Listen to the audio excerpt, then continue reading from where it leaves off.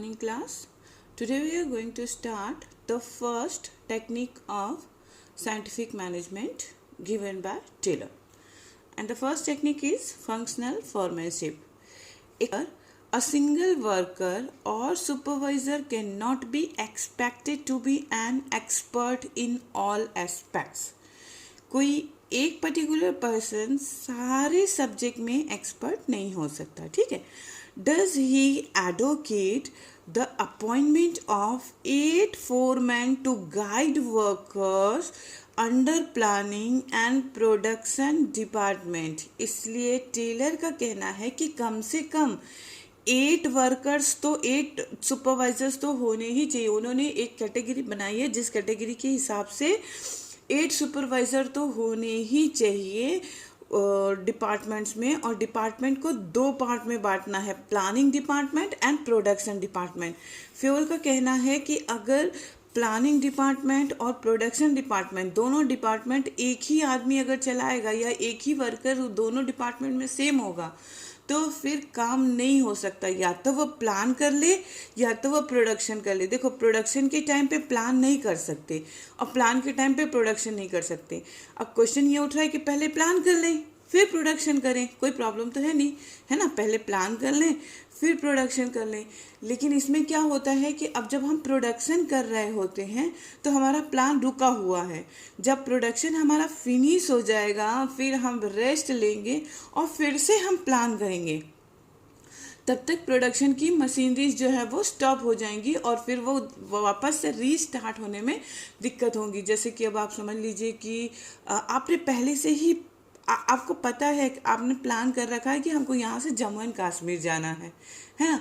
तो एक particular person जो है वो प्लान करता रहेगा कि फिर यहाँ से यहाँ चलेंगे फिर यहाँ से यहाँ चलेंगे और दूसरा जो है बाकी लोग उसको फॉलो करते रहेंगे.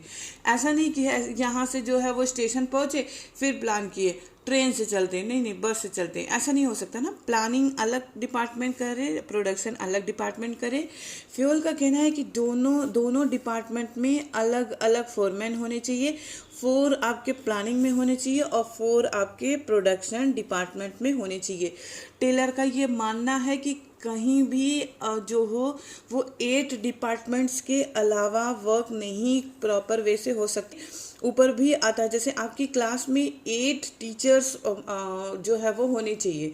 ये अलग बात है कि स्पेशलिटी के हिसाब से रिड्यूस किए गए हैं टीचर्स. लेकिन अगर हम MBA में जाएं तो MBA में आपके जितने 5 सब्जेक्ट्स हैं MBA में भी यही 5 सब्जेक्ट्स हैं. That is the account, business studies, economics, English और एक ऑप्शनल जो है. यही 5 सब्जेक्ट आपको MBA में भी मिलेंगे. लेकिन वहाँ डिपार्टमेंट 8 होगा. जैसे आपके यहाँ 5 ही टीचर आ रहे हैं, 5 सब्जेक्ट्स में 5 टीचर्स आ रहे हैं, लेकिन वहाँ 8 टीचर्स होंगे. देखो, अकाउंटेंसी की 2 बुक है, इकोनॉमिक्स की भी 2 बुक है, BST भी 2 बुक है. तो इन दोनों बुक्स के अलग अलग टीचर होते हैं MBA में, ठीक है. स्कूल लेवल में नहीं. स्कूल लेवल में क्या होता है, इतना वास्ट नहीं होती बुक्स, इसलिए एक ही टीचर दोनों रन आउट करता है, हैंडल करता है. लेकिन अगर हम MBA में जाएंगे तो वो इतना वास्ट एरिया रहता है कि एक टीचर वो पूरा बुक कंप्लीट ही नहीं कर पाएगा. तो अकाउंटेंसी में 2 हो गए, फिर उसके बाद BST में 2 हो गए, इको में 2 हो गए, एक इंग्लिश और एक ऑप्शनल मिला के देखो 8 होते हैं. 2 2 4 2 6 2 8. तो 8 डिपार्टमेंट मतलब 8 सुपरवाइज़र का होना बहुत ज़रूरी रहता है हर एक डिपार्टमेंट में. ऐसा टेलर का कहना है, ठीक है. अब वो 8 डिपार्टमेंट कौन कौन से हैं वो भी देखते हैं. जैसे कि फ्यूल ने कहा कि 2 डिपार्टमेंट में डिस्ट्रीब्यूट करना है, planning department and production department. First we will go for the planning department. In planning department we are having 4 clerks. Number 1 root clerk, number 2 instruction clerk, number 3 time and cost clerk, and number 4 disciplinaries.